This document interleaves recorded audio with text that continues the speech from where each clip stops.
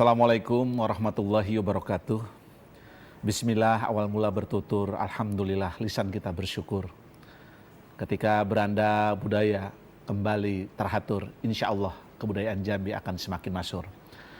Alhamdulillah kita berjumpa kembali di beranda budaya di TPR Jambi, TPRI Punyokito. Pemirsa, adat Melayu Jambi senantiasa kental dalam hidup dan kehidupan masyarakat Jambi. Upaya untuk membumikan kembali adat Jambi adalah sebuah kewajiban bagi kita, sehingga pemilik, pewaris generasi negeri sepucuk Jambi 9 Lurah akan mengetahui.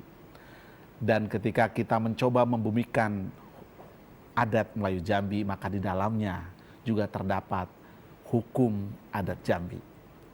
Saya yakin pemirsa sudah sangat paham ketika dalam suatu konteks tiba-tiba terkena hukum adat Jambi.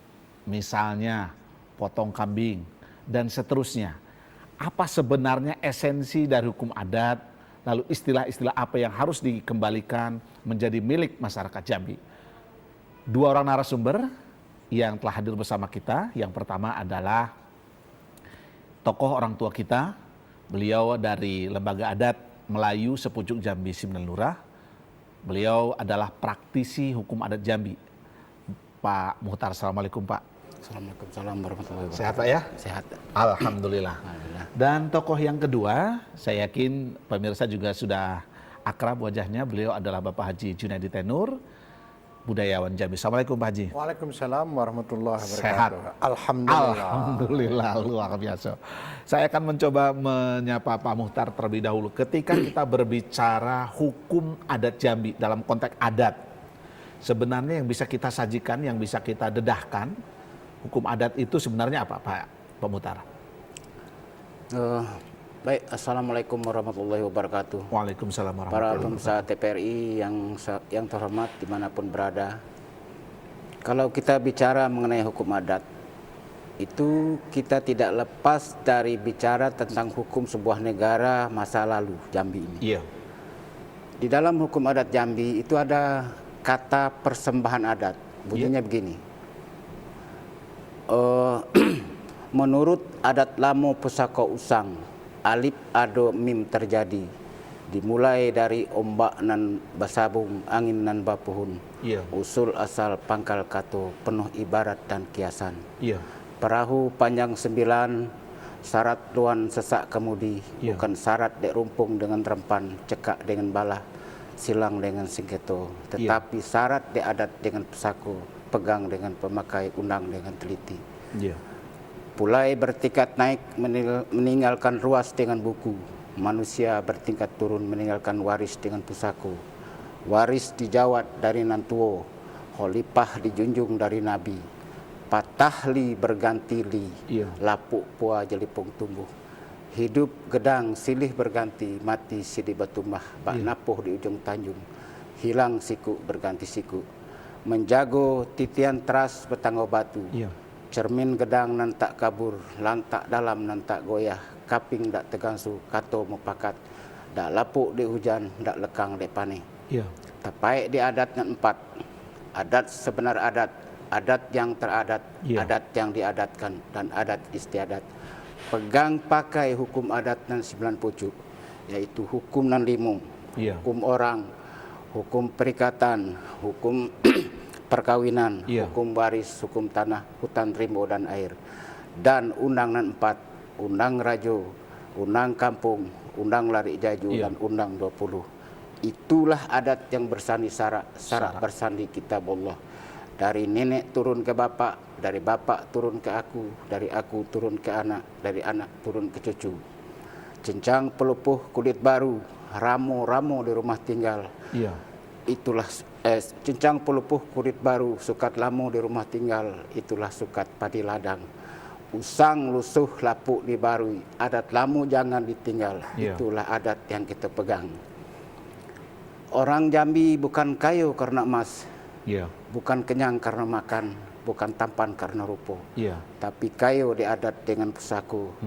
kenyang dek pegang dengan pemakai, tampan dek budi dengan basuh. Iya. Nah, inilah hukum adat Jambi yang Secara ringkas digambarkan seperti itu. ya, Iya. mengatur seluruh tingkah laku manusia mulai dari dia lahir, mulai dari dalam kandungan sampai di ke liang lahat. Iya. Sudah diatur oleh hukum adat. Hukum adat Jambi itu mengatur anak dalam kandungan sepanjang kepentingannya menghendaki. Itu diatur. Nah, contohnya, kalau seorang ibu hamil, Iya. dia pergi ikut menyaring rusuh kalau dulu ya. Iya. Kalau dapat rusuh, ibu hamil ini dapat 2 bagian. Dapat 2 bagian. Itu tandanya berarti anak yang di dalam kandungan diakui oleh negara. Iya. Nah, itu anu. Terus juga selain menyangkut persoalan hukum, persoalan persoalan manusia, tadi juga diceritakan persoalan dengan lingkungan, dengan air, dengan hutan dan seterusnya.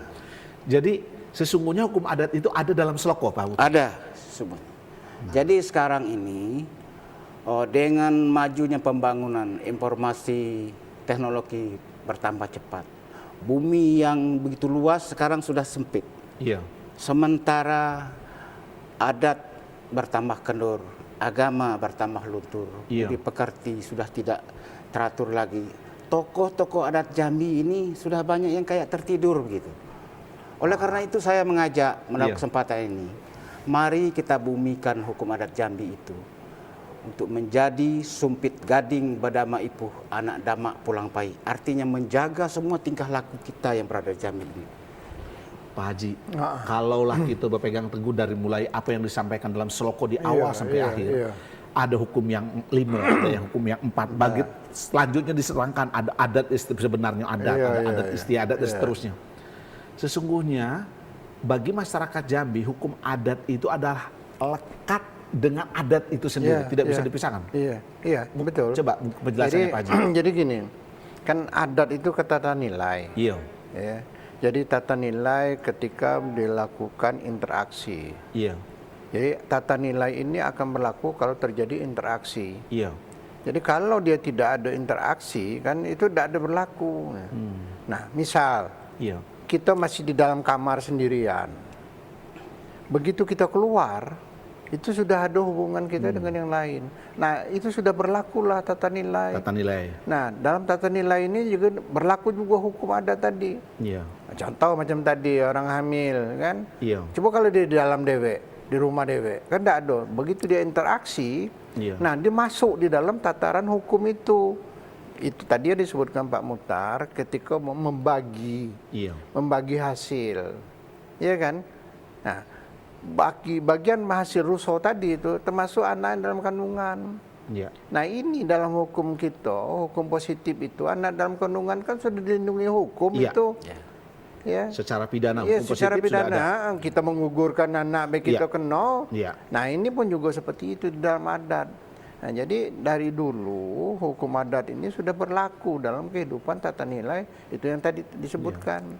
Nah juga prosesnya, alur jalannya itu dalam proses pembudayaan itu tadi dari datuk ke bapak, dari bapak turun ke anak, dari anak turun ke cucu.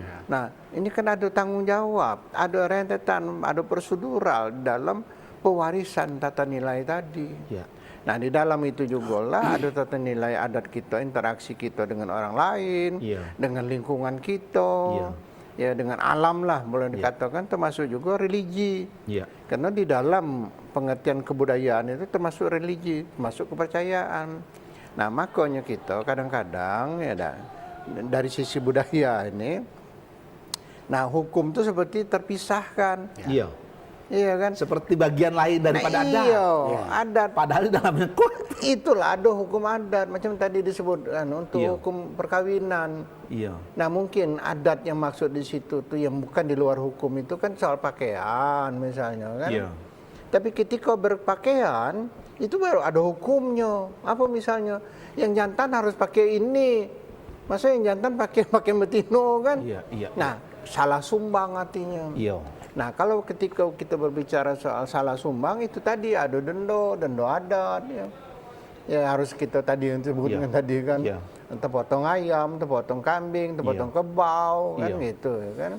Nah ini jadi kita kadang-kadang menafsirkan di dalam pengertian tadi ya antara hukum dengan adat itu sendiri. Padahal itu tadi dalam adat itu termasuklah ada tata nilai yang bersifat hukum.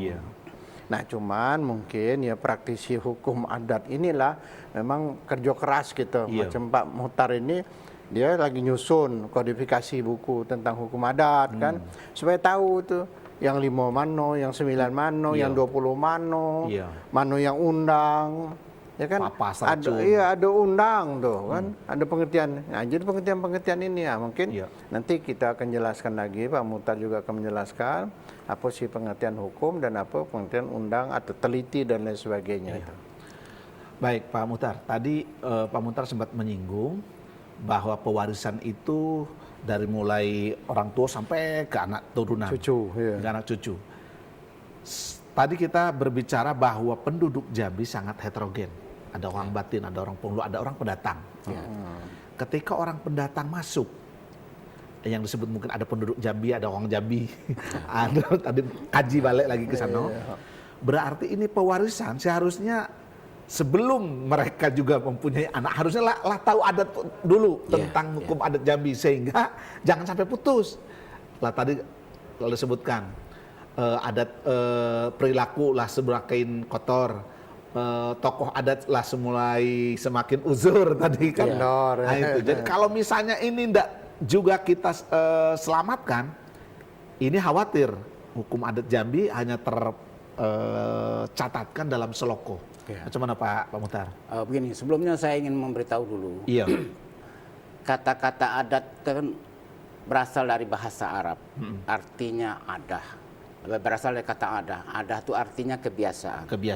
Jadi suatu kebiasaan yang berulang-ulang atau kebiasaan generasi dahulu dicontoh oleh generasi berikutnya, itulah adat. Tapi adat itu ada 3 macam. Pertama, adat dalam arti budaya. Adat dalam arti budaya, Misalnya kalau ada orang meninggal, lalu dia kerjakan sedekah 3 turun hari, 1 hari, 3 hari, 7 hari, 14 hari sampai 1000 hari kan. Ada lagi pokoknya orang bikin rumah, terus waktu menegakkan tiang tua diikat, dikasih bendera, ditaruhkan lemang, dudul, lempai, pisang, tebu, segala macam situ kan. Numpuk yang bertandan-tandan di situ. Nah, yang satu ini, yang seperti itu namanya budaya. Adat juga, tapi adat dalam arti budaya. Adat dalam arti budaya itu tidak ada sanksi hukumnya. Tidak ada sanksi hukum. Tidak ada sanksinya. Nah, yang kedua, kebiasaan. Adat dalam arti etika. Nah, kenapa kita kalau bertemu pergi ke masjid pakai kopiah, pakaikan sarung. Nah, itu etika. Tidak ada yang salah kalau kita berpakaian baju kaos, celana asal menutup aurat kan sah sholat. Tapi tidak ada yang salah. Cuman ada celaan sedikit. Orang berkata, loh kok sholat seperti itu. Nah, itu saja. Menghadap Allah kok menghadap Allah kok seperti itu. Menghadap ke kantor kok pakai dasi. Nah, jadi begitu. Jadi ini etika. Tapi sanksi hukum tidak ada. Nah, yang ketiga. Jadi satu tadi adat dalam arti budaya, 2 adat dalam arti etika, yang 3 adat dalam arti hukum. Adat dalam arti hukum, nah ini sebenarnya tugas saya nih. Lebih dari 45 tahun saya menghimpun, meneliti, menyusun, ikut serta, sehingga akhirnya saya membuat buku kodifikasi hukum adat Melayu Jambi. Ini artinya kalau hukum kan ada perintah dan larangan. Kalau ada perintah tidak kita laksanakan, kita dihukum. Kalau ada larangan kita langgar, kita dihukum. Nah itu dia. Itu 9 semuanya di Jambi. Ada 9. Ada 9. Yang pertama. Mungkin 9 itu terdiri dari 5 disebut hukum. 5 disebut hukum. 4 disebut undang. Nah, apa beda hukum antara undang yang tadi itu? Nah, itu tadi jadi nyambung ke situ. Jadi kalau hukum, karena nenek moyang kita kan tidak mengerti anunya dulu. Cuma dipisah ke itu disebut hukum ya sudah. Jadi kalau hukum itu sama dengan hukum, kalau dalam kami di dulu di Fakultas Hukum namanya hukum privat. Bersifat keperdataan. Maksudnya apabila suatu pelanggaran dituntut oleh yang bersangkutan baru diadili. Misalnya Bapak punya utang sama saya. Tidak Bapak bayar. Saya tidak mengadu walaupun kepala adat tahu, tidak akan diusut walaupun benar Bapak berutang dengan saya. Nah, itu perdata namanya seperti ini. Beda dengan undang. Kalau undang itu dituntut yang bersangkutan atau tidak dituntut, itu negara ikut campur di dalamnya. Jadi ini bernama undang itu sama dengan hukum publik. Misalnya tata negara. Ya kan kalau ini. Nah, itu kalau dalam adat Jambi tentang pemerintah hukum undang rajo namanya. Tenang apa nama itu undang kampung. Itu tentang wilayah. Wilayah Jambi ini mana batasnya, timur baratnya, satu kampung mana batasnya, itu yang mengaturnya itu undang kampung. Undang kampung. Kemudian undang Lari Jaju. Yang disebut undang Lari Jaju itu undang tentang kependudukan. Siapa yang jadi penduduk Jambi, siapa yang boleh jadi ini. Nah, itu tadi. Lagi kita bahas ya. Nah, itu ada namanya Undang 20. Undang 20. Ya, Undang 20 itu kalau nenek moyang kita dulu kan undang-undang tentang kriminal. Jadi kalau negara Indonesia ini punya hukum KUHP, maka orang Jambi, nenek moyang orang Jambi dulu punya KUHPA. Kitab kumpulan undang-undang hukum pidana adat.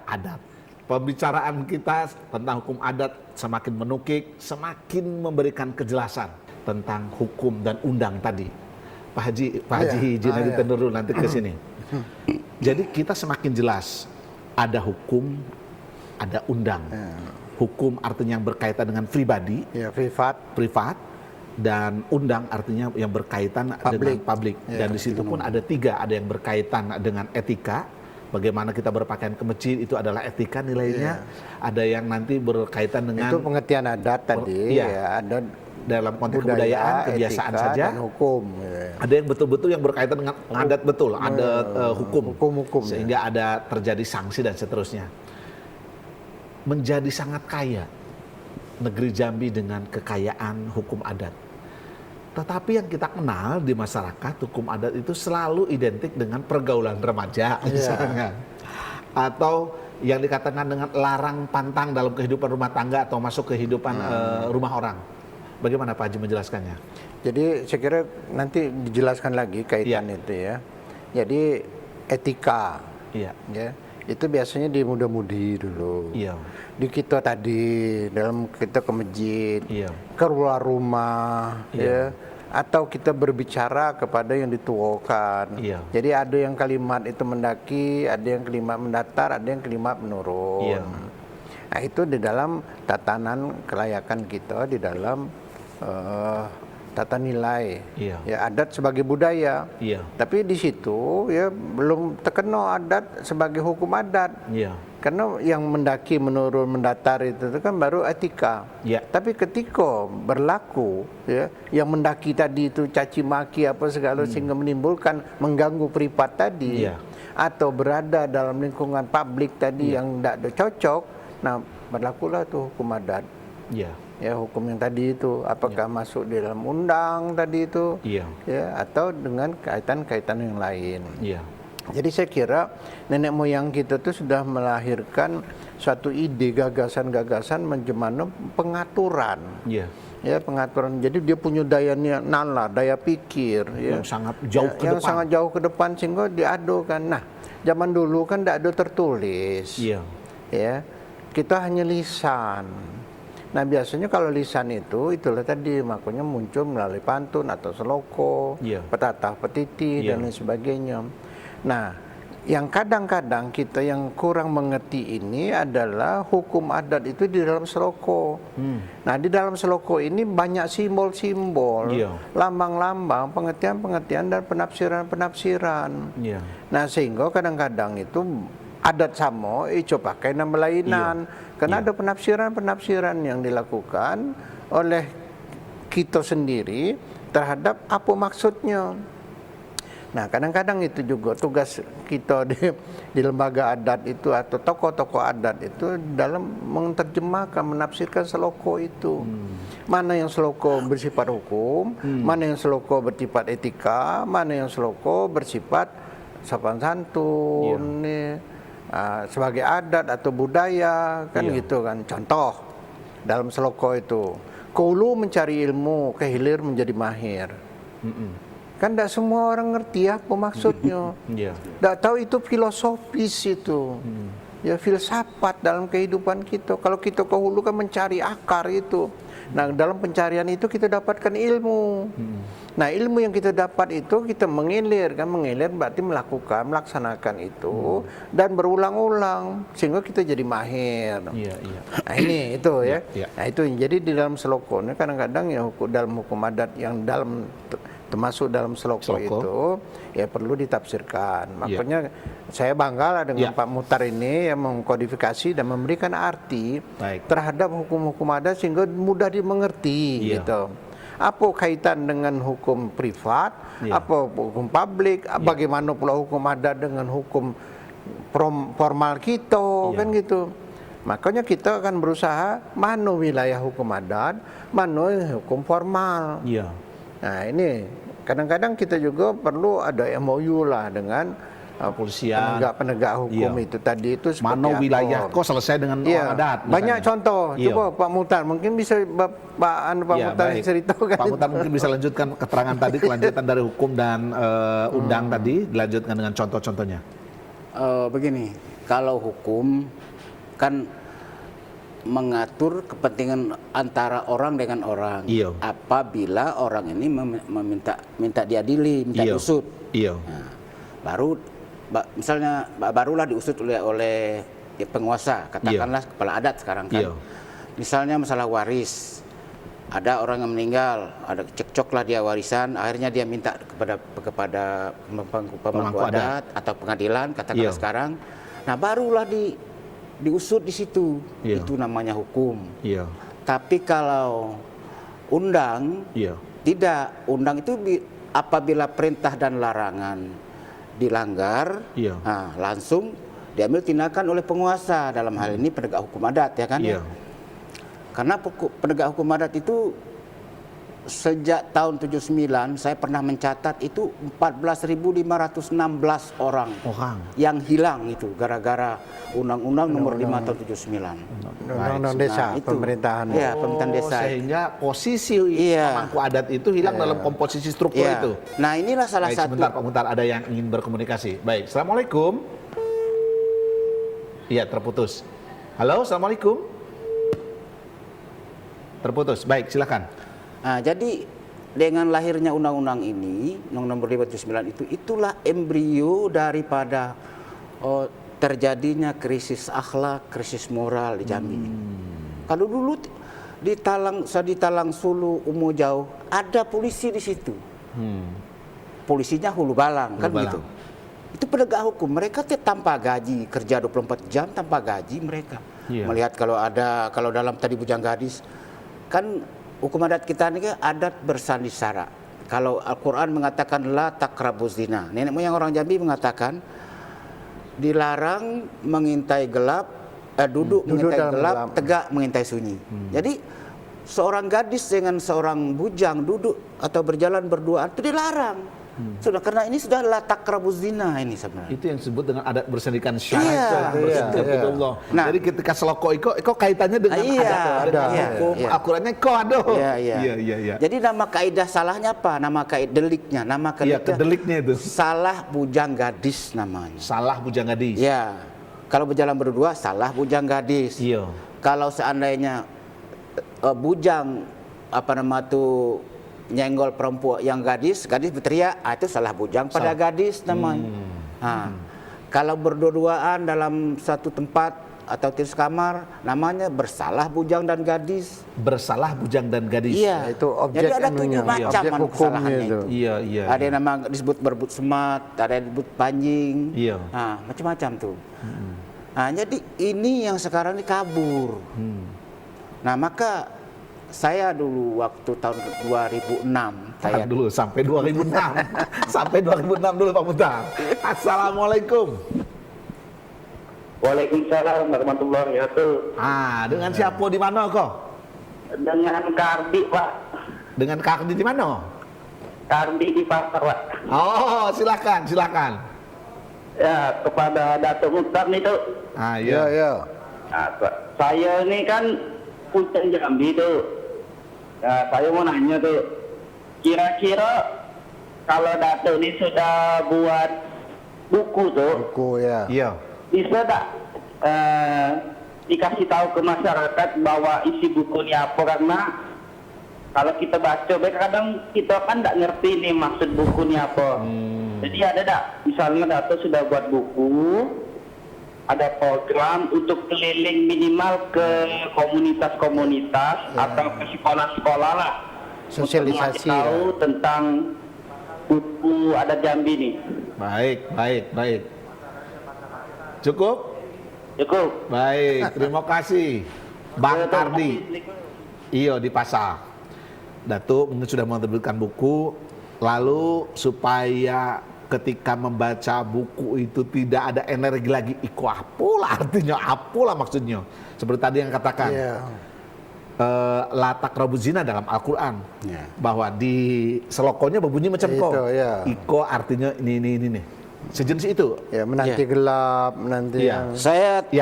Saya telah menulis buku ini. Iya. Kodifikasi hukum adat Kerajaan Islam Melayu Jambi 1502 sampai 1600 1502 sampai 1906 Masehi. Jadi hukum adat Jambi itu sampai sekarang sudah 514 tahun kurang lebih. Iya.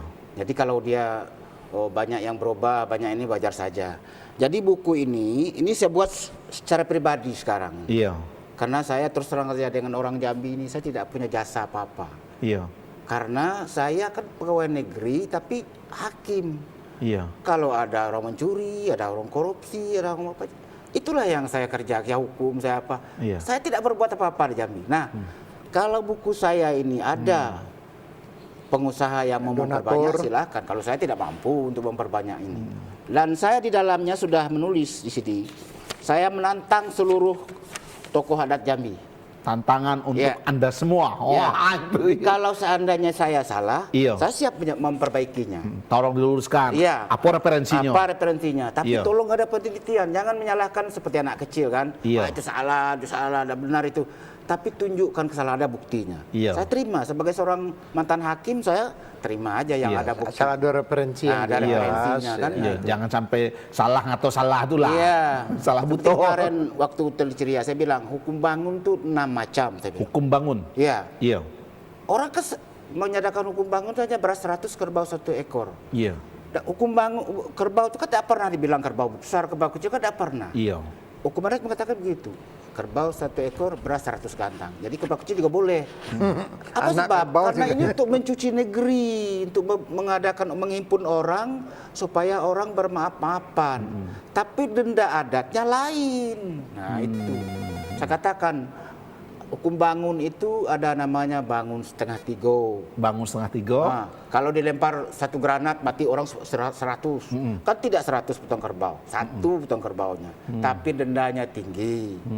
Nah, kemudian ada bangun sudah namanya. Bangun sudah. Ya, sesudah itu kan. Iya. Bawahnya lagi ada bangun sadu amat. Jadi setengah tigo itu bukan jam. Begini. Sebentar tuh.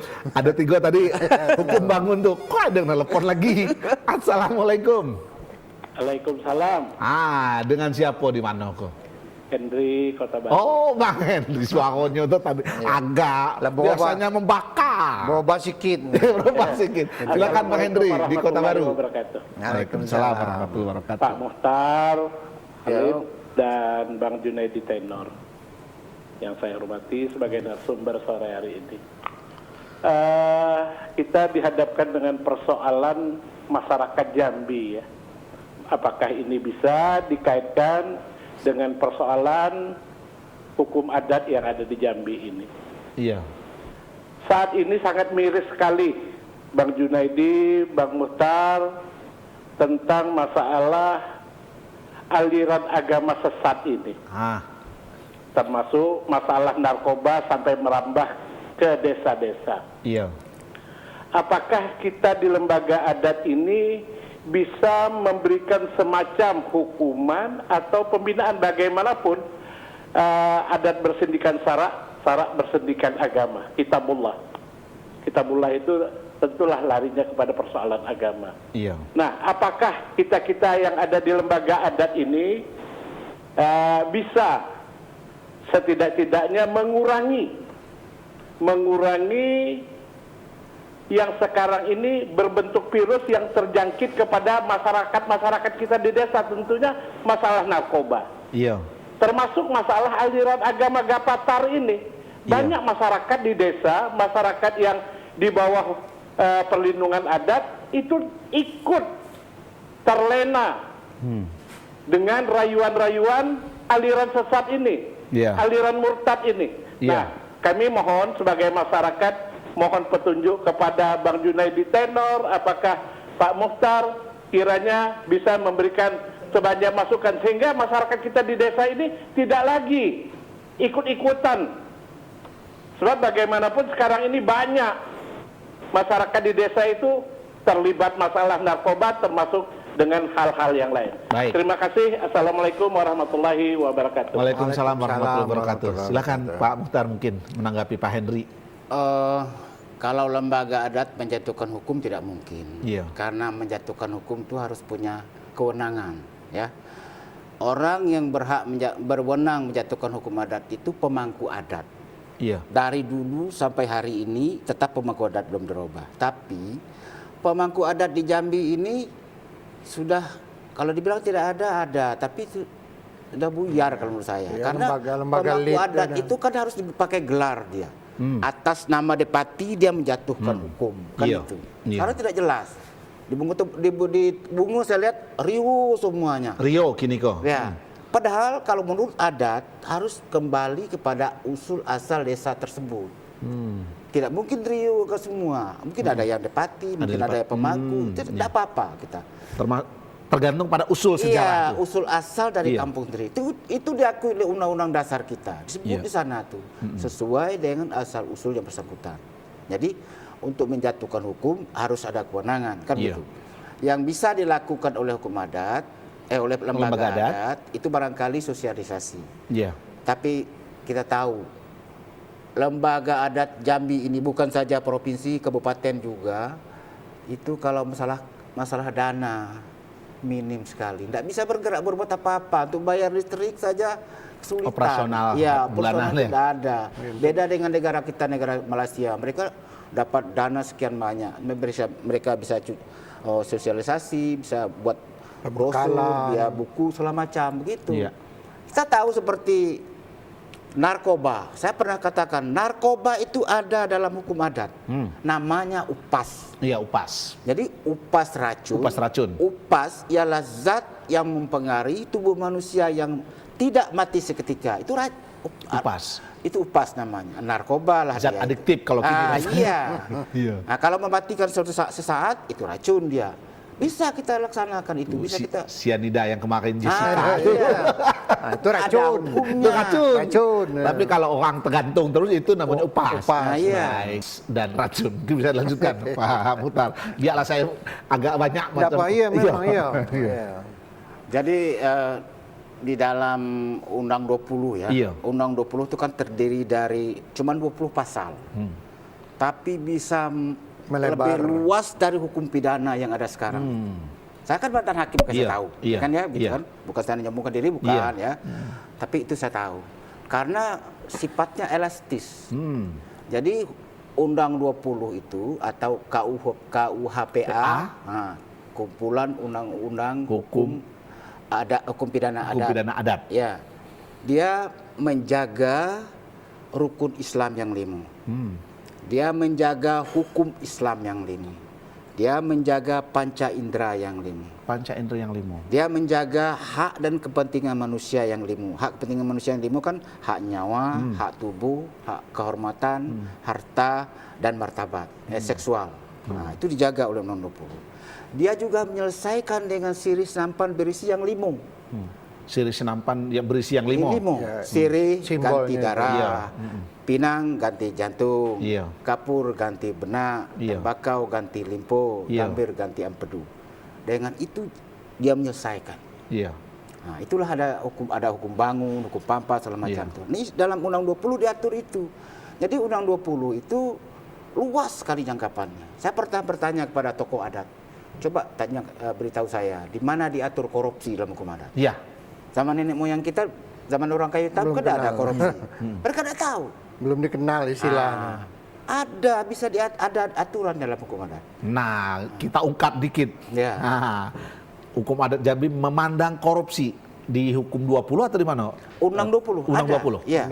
Undang 20. Undang 20. Jadi Undang 20 itu begini, prinsipnya berbeda dengan hukum pidana. Iya. Kalau prinsip KUHP, kepastian hukum. Kepastian hukum. Setiap perbuatan dihukum, kan Iya. gitu. Kalau prinsip hukum adat tidak begitu prinsipnya. Prinsip hukum adat, setiap perbuatan sudah ada hukumnya. Jadi hukum yang pasti. Iya. Kalau hukum adat, hukum yang pasti. Kalau KUHP, kepastian hukum. Terbalik kan? Iya, iya, Nah, iya, iya. Kenapa? Karena hukum adat bersandi syarat bersandi kitabullah. Muhammad mengatakan, Nabi Rasulullah mengatakan, hadis Nabi mengatakan, kalau Fatimah anak Rasulullah mencuri, Iya. potong tangannya. Itu apa artinya? Menandakan hukumnya sudah ada. Sudah pasti. Tugas hakim adat yang diajukan pada mereka, apakah ini terbukti atau tidak. Kalau Iya. terbukti, inilah hukumnya. Kalau tidak terbukti, bebas. Itu aja. Tidak seperti hakim di pengadilan negeri. Saya kan mantan hakim, ribuan saya bentuk perkara. Saya dari hati kecil saya mengatakan itu tidak adil. Tapi menurut sistem adil dia. Nah, begitu. Iya. Saya orang mencuri ayam, saya jatuhkan 3 bulan. Ada lagi mencuri ayam, saya jatuhkan 2 bulan. Ada lagi mencuri ayam, saya jatuhkan 6 bulan. Kan lucu-lucu jadinya kan. Tapi menurut sistem sudah adil. Menurut hati kecil saya tidak adil. Masa ayam 3.000 harganya kok 2 bulan dia masuk penjara. Iya, iya, iya. Orang jual upah 1 hari aja 50.000. Iya, Kan iya, begitu iya. kan? Iya, Tapi inilah iya. sistem. Nah, Iya, iya, iya. nah, coba lihat sekarang. Orang korupsi 2 miliar. Iya. 2 tahun hukumannya. Iya. Orang mencuri motor 20 juta harganya paling mahal. 2 tahun juga. Mana letak keadilan? Iya, iya, Nah, iya. itu. Tetapi dalam sistem itu Dalam adil. sistem itu adil karena sistem hukum kita kepastian hukum. Setiap Iya. yang salah dihukum. Itu aja. Apa hukumannya terserah hakim. Karena hakim diberi hak menjatuhkan hukum mulai dari minimal sampai maksimal. Iya. Kalau hukum adat tidak begitu, tidak bisa. Sudah ada hukumnya. Ya. Siapapun yang berbuat, nah inilah hukumannya. Pak Haji, hukum adat berlaku untuk seluruh masyarakat Jambi. Apapun dia, entah penduduk Jambi, entah orang Jambi. Ketika misalnya dalam konteks kaum urban, dan ini ada kewenangan, ada hukum yang memberikan, ada legitimasi yang memberikan kewenangan kepada penghulu adat, pemuka adat untuk menjatuhkan hukum sesuai dengan adat. Mestikah ini berlaku untuk masyarakat yang dalam konteks belum memahami secara utuh hukum adat? Karena sesungguhnya kan kalau memang itu menjadi hukum positif, hukum yang fleksibel, setiap orang harus tahu dulu. Harus tahu dulu. Dan dianggap tahu. Oh. Nah itu masalahnya tuh. Ada azas fiksi namanya. Iya, aduh itu. Setiap hukum ada azas fiksi. Jadi ada di Jambi gampang saja untuk mengatakan azas fiksi. Di mana bumi dipijak, di situ langit dijunjung. Kalau kita masuk situ harus tahu hukum di situ. Itu artinya. Karena awak masuk ke situ. Iya. Beradu dalam Kalau tidak tahu jangan masuk. Jangan masuk situ ya. Iya. Nah itu azas fiksi sebenarnya. Jadi begitu masuk kita membaur di dalam satu kawasan, kita sudah menyadari bahwa kita sudah mengikuti tatanan di situ, gitu. Ada kesadaran. Ya. Iya, iya. Nah kalau kesadaran tidak muncul, itulah tadi terjadi. Ada aku bukan orang Jambi, padahal dia sudah jadi penduduk Jambi, Sudah warga beranak-pinak di Jambi, penduduk Jambi, kan itu. Nah, tuh jangan Ica-Ica tidak tahu, aku tidak tahu. Jadi itu ada hukum fiksi tadi Pak ya? Iya. Ya, ada. Karena di Jambi tahu. begini Pak, di Jambi ini, makanya saya sering mengatakan, Anda yang sudah hidup di Jambi bertahun-tahun, sudah ke TP Jambi, jangan mengatakan lagi, saya berasal dari Jawa, berasal dari Sunda, berasal dari Batak. Saya orang Jambi. Orang Jambi kan tidak mengenal itu. Iya. Kalau tinggal di Jambi, tunduk bahwa adat bersandi syarat bersandi kitabullah, orang Jambi lah dia. Bisa tidak, itulah pengakuan 1502 Masehi ditetapkan, itulah orang Jambi. Yang bunyinya di mana tunduk ya di mana bumi dipijak langit dijunjung. Iya. Tunduk bahwa adat yang bersandi syarat bersandi kitabullah, dikurungkan petang dikeluarkan pagi oleh bangsa setempat. Orang Jambi lah dia. Dikurungkan petang, dikeluarkan pagi. Dilepaskan pagi. Dilepas, itu istilah. Dilepas. Itu makanya saya bilang dalam sloko ya, itu perlu penafsiran. Iya, sehingga jangan istilahnya kok dikurung, kok Iya. dilepas, Iya. itu kan apa maksudnya? Iya, iya. Nah dikurung itu ada Ada batasan-batasan. kurung dalam adat maksudnya. Ada dalam lingkungan gitu. Iya. Dilepas itu dalam kita mengadakan interaksi. Apa yang ingin dihadirkan, apa yang harus kita lakukan, apa yang harus kita ikhtiarkan secara positif, secara bersama-sama untuk membumikan kembali hukum adat Melayu Jambi. Pak Muhtar, silakan. Saya menghimbau seluruh masyarakat. Kita di Jambi ini hidup di kandung adat, mati di kandung agama. Hidup di kandung adat, mati di kandung agama. Tujuan hukum adat Jambi itu adalah adil makmur. Dalam sloka adat disebut air bening ikan jina, rumput mudo kerbau gepuk, Iya. bumi senang padi nyadi, padi masak jagung mengupih, antimun mengurak bungo, ke air cemtik keno, ke darat durian gugu, gemah ripah luh jenawi. Hidup jayu, mati sempurna orang Jambi. Itu tujuannya. Jadi kalau kita melaksanakan hukum adat Jambi, di